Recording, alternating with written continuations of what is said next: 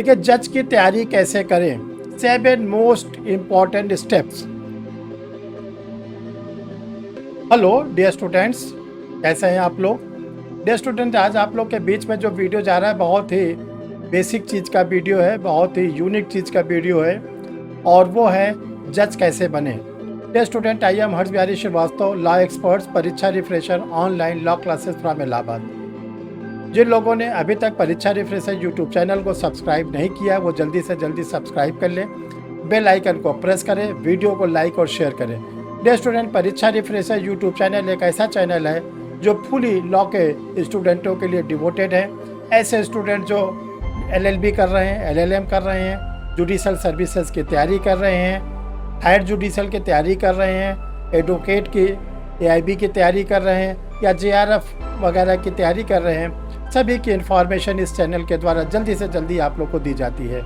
तो देखिए dear student, हर law student का ये ख्वाब होता है, ड्रीम होता है कि मैं जज बनूं या एक बहुत अच्छा एडवोकेट बनूं। आज हम आप लोग के बीच में जो टॉपिक डील कर रहे हैं वो है कि आप जज कैसे बने। एक स्टूडेंट जो LLB करता है उसके दिमाग में आता है कि मुझे एक जज बनना है, इसीलिए देखिए मूट कोर्ट आप लोग के सिलेबस में डाल दिया गया है ताकि आपको ड्यूरिंग LLB ही पता चल जाए कोर्ट कैसे रन करती है, उसमें जज कैसे बैठते हैं, और इसके साथ साथ आप लोग को ढेर सारी इंटर्नशिप कराई जाती है ताकि आप लोग high court, supreme court, district court सारी प्रोसीडिंग को जान सकें। तो चलिए आज हम आप लोग को 7 स्टेप बताना चाहते हैं। एक जज बनने के लिए 7 चरणों से होकर गुजरना पड़ता है, 7 स्टेप्स। बस केवल 7 स्टेप को अगर आपने पकड़ लिया, उसको जान लिया, तो आप जान लीजिए कि आपको जज बनने से कोई नहीं रोक सकता है। इसीलिए सर आप लोग से कहते हैं कि तुम मुझे 1 साल दो, मैं तुम्हें जज की कुर्सी दूंगा। तो कोई ऐसा नहीं कि ये स्लोगन कोई भड़काऊ स्लोगन है या कोई स्लोगन आपको केवल एक ऐसे मजाक के तौर पे कहा जा रहा है, कुछ नहीं। केवल बहुत सीरियस रूप में सर आपसे कह रहे हैं कि आप मुझे 1 साल दीजिए और मैं आपको जज की कुर्सी दूंगा। तो बस 7 स्टेप को आप कंप्लीट करिए। 7 स्टेप के बाद देखिएगा कि जुडिशल ऑफिसर के रूप में आप ज़रूर और ज़रूर बैठेंगे। तो चलिए देखिए 7 स्टेप क्या है, इसको एक एक करके हम लोग समझेंगे, जानेंगे। देखिए जज की तैयारी कैसे करें, 7 मोस्ट इम्पॉर्टेंट स्टेप्स, 7 महत्वपूर्ण स्टेप्स। तो देखिए पहला स्टेप ये है कि आप जो जुडिशल ऑफिसर की तैयारी करते हैं उसके लिए आप पहले स्टेट को सिलेक्ट कर लीजिए। ऐसे नहीं कि जहाँ की वैकेंसी आई वहाँ की वैकेंसी आपने डाल दिया, क्योंकि देखिए हर स्टेट का जुडिशरी का सिलेबस अलग अलग है। किसी स्टेट में जनरल नॉलेज बहुत ज़्यादा आता है तो किसी स्टेट में जनरल नॉलेज बिल्कुल नहीं आता। किसी स्टेट में लोकल लॉज बहुत ज़्यादा आते हैं तो किसी स्टेट में माइनर एक्ट बहुत ज़्यादा आते हैं। तो पहले आप सबसे पहले जब आप जज की तैयारी करना शुरू करिए, जुडिशल ऑफिसर की तैयारी करिए, तो स्टेट को सिलेक्ट करिए। जैसे हम एक स्टेप आपको इसमें बताते हैं, स्टेप नंबर 1 में, कि जो स्टूडेंट जनरल नॉलेज के थ्रू जुडिशल में जाना चाहते हैं उनके लिए यूपी, उत्तराखंड, बिहार और झारखंड। देखिए ये 4 स्टेट के जो जुडिशरी होती है इसमें अच्छे खासे जनरल नॉलेज आते हैं। तो आपको history, geography, economics, science, tech, polity, Indian national movement और करंट अफेयर, ये सब चीज़ें आप लोग को तैयार करनी पड़ेगी। और दूसरी तरफ देखिए एक ऐसा स्टेट है जहाँ पे जनरल नॉलेज बिल्कुल नहीं आती, और यह आती है तो बहुत ही थोड़ी आती है, जैसे राजस्थान। तो राजस्थान के जुडिशरी में तो जनरल नॉलेज बिल्कुल ही नहीं आती। रही बात मध्य प्रदेश और छत्तीसगढ़, तो देखिए मध्य प्रदेश और छत्तीसगढ़ में जो जनरल नॉलेज है वो आती है मध्य प्रदेश स्टेट की और छत्तीसगढ़ स्टेट की।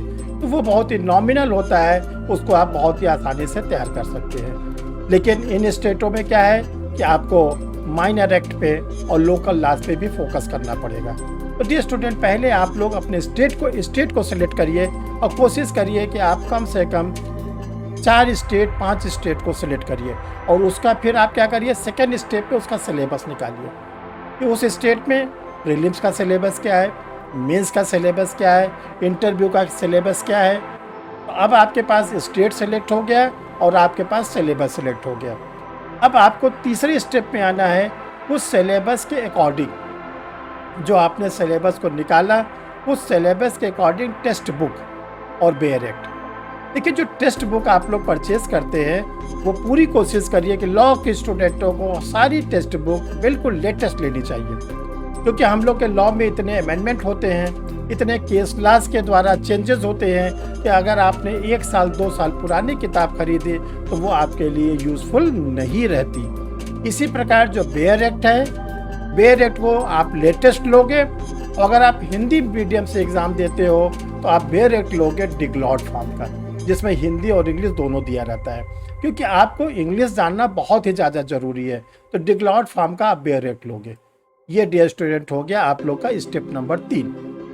अब स्टेप नंबर 4, देखो जो जज होता है उसको केसेस के बीच में ही रहना है। तो आप लोग शुरू से आदत डालिए कि जितने भी लीडिंग केसेस हैं, जो भी हम लोग का सिलेबस है, उस सिलेबस में जितने भी लीडिंग केस है वो आपको बिल्कुल फैक्ट्स याद होना चाहिए। वो केस किस कोर्ट के द्वारा दिया गया है, किस जज के द्वारा दिया गया है और किस ईयर का है। सुप्रीम कोर्ट का केस है, प्रिवी काउंसिल का केस है कि हाई कोर्ट का केस है, ये आपको मालूम रहना चाहिए। ये लीडिंग केसेस सारे टेक्स्ट बुक में दिए रहते हैं। अब आइए करंट केसेस। देखिए, बहुत बड़ा जुडिशरी में रोल प्ले करता है जो करंट केसेस होते हैं honourable high court, supreme court के, क्योंकि उस केसेस से हम लोग के लॉ के प्रोविजन में चेंजेस होते हैं, कोई नया लॉ स्टेब्लिश किया जाता है, और वही जो लेटेस्ट केसेस होते हैं वो आपके जुडिशरी के एग्जामिनेशंस में आते हैं। ये आपको 4th नंबर के स्टेप में अपने अंदर जल्दी से जल्दी इसमें लाना पड़ेगा सुधार, और आपको जब केस लॉ पे पकड़ आ जाएगी तो आप देखिएगा आपका विल पावर भी स्ट्रांग हो जाएगा। अब बचा स्टूडेंट स्टेप नंबर 5, 6, 7। देखिए, स्टेप नंबर 5 में है कि जितने भी अमेंडमेंट होते हैं, चाहे वो पार्लियामेंट के थ्रू होते हैं, चाहे हमारे स्टेट लेजिस्लेशन के द्वारा होते हैं, वो आप बिल्कुल अपने को अपडेट रखिए। इसके साथ साथ जितने लीगल इवेंट्स होते हैं नेशनल लेवल पर, इंटरनेशनल लेवल पर, वो आपको पास डेट वाइज, प्लेस वाइज आपके पास कंप्लीट उसका नॉलेज होनी चाहिए, क्योंकि आपको इंटरव्यू भी देना है जिसमें आपसे लीगल इवेंट्स पे, अमेंडमेंट पे ज़्यादा फोकस किया जाता है। और इसके बाद dear student step number 6, step number 6 होता है कि जो आप जिस स्टेट के जुडिशरी दे रहे हैं उस स्टेट के जुडिशरी का प्रीवियस ईयर का पेपर तो आपके पास रहना ही चाहिए। इसके साथ आप और भी स्टेट के जुडिशरी के जितने मैक्सिमम स्टेट के जुडिशरी के प्रीवियस ईयर के पेपर निकले वो आप अपनी छोटी सी लाइब्रेरी बनाकर उस पर ज़रूर रखिए। प्रीवियस ईयर के पेपर को आप कम से कम 2 बार 3 बार ज़रूर सॉल्व करिए, क्योंकि हम लोग के जुडिशरी के एग्जामिनेशंस में बहुत से क्वेश्चन ऐसे होते हैं जो हम लोग प्रीवियस ईयर के पेपर को सॉल्व करते हैं तो हमको आगे के एग्जामिनेशन में भी मिल जाते हैं। तो उस पर क्या होगा कि वो नए क्वेश्चन जो आपको रहेंगे उसमें आप टाइम दीजिएगा, और जो आपका पढ़ा हुआ क्वेश्चन हो जल्दी से जल्दी कर लेंगे। तो इससे क्या होगा कि आप अधिक से अधिक क्वेश्चन करेंगे। तो प्रीवियस ईयर को ज़्यादा फोकस करना है डियर स्टूडेंट। अब आता है 7th और लास्ट स्टेप। देखिए, 7th और लास्ट स्टेप है प्रॉपर गाइडेंस। जो आप लॉ की तैयारी करते हैं, कोई भी जुडिशरी होती है उसमें 50,000 60,000 स्टूडेंट बैठते हैं। वैकेंसी क्या होती है 200 300। आप अगर देखिएगा तो वो 1% भी नहीं होता नंबर ऑफ वैकेंसी से कैंडिडेटों के बीच में। तो कैसे आप अपने को फाइनल सिलेक्शन में ले आए? पढ़ते तो सभी स्टूडेंट हैं, जिन्होंने लॉ ग्रेजुएट है, जिन्होंने फॉर्म डाला है, स्टडी कर रहे हैं, लेकिन उस स्टूडेंट का सिलेक्शन होता है जो प्रॉपर गाइडेंस देता है। प्रॉपर गाइडेंस के लिए आपको किसी अच्छे एक्सपीरियंस होल्डर टीचर से जुड़ना पड़ेगा। ऐसे नहीं कि बड़े बड़े कोचिंग जो बड़े बड़े दावे करते हैं और वो न तो पढ़ाते हैं, टीचर के बेस पे रहते हैं, जिस दिन टीचर छोड़ देते हैं या टीचर के साथ वो नाइंसाफ़ी करते, खुद हटा देते हैं, वहाँ पे बच्चे असहाय हो जाते हैं। नाम के बल पे तो आपने एडमिशन ले लिया कि पता चला क्या है कि बहुत बड़ा इंस्टीट्यूट है, लेकिन उस इंस्टीट्यूट के कोई व्यक्ति तो पढ़ाते नहीं, वो तो हायर करते हैं टीचर को। तो टीचर के साथ जब मिसबिहेव करते हैं तो टीचर छोड़ देते हैं इंस्टीट्यूट को, या वो लोग खुद टीचर के साथ नाइंसाफ़ी करके टीचर को हटा देते हैं। अब जरा उस स्टूडेंट को सोचिए जिसने बहुत बड़ी फीस जमा करके ऐसे बड़े इंस्टीट्यूट में एडमिशन ले लिया, अब उसका भविष्य क्या हो गया? डार्क में हो गया। तो ऐसे स्टूडेंट से, ऐसे टीचर से जुड़िए जो खुद एक्सपीरियंस होल्डर हो, जिनका खुद का अपना इंस्टीट्यूट हो, जो आपको रेगुलर गाइड करते रहें और उनके बारे में पता लगाइए कि उन टीचर के गाइडेंस में अभी तक कितने जुडिशियल ऑफिसर सेलेक्ट हुए, कितने हायर जुडिशियल ऑफिसर सेलेक्ट हुए, टीचर का क्या परफॉर्मेंस है, जो स्टूडेंट उनसे पढ़े क्या फुली सेटिस्फाई है कि नहीं है। इतना आप जानकारी लेके तब एक्सपीरियंस होल्डर टीचर से जुड़िए। और डियर स्टूडेंट, अगर ये 7 स्टेप आप पूरा कर लेते हैं तो नोट कर लीजिए, वही चीज़ 1 साल मुझे दो, मैं तुम्हें जज की कुर्सी दूंगा। ये बिल्कुल एकदम क्लियर आपके सामने आ जाएगा।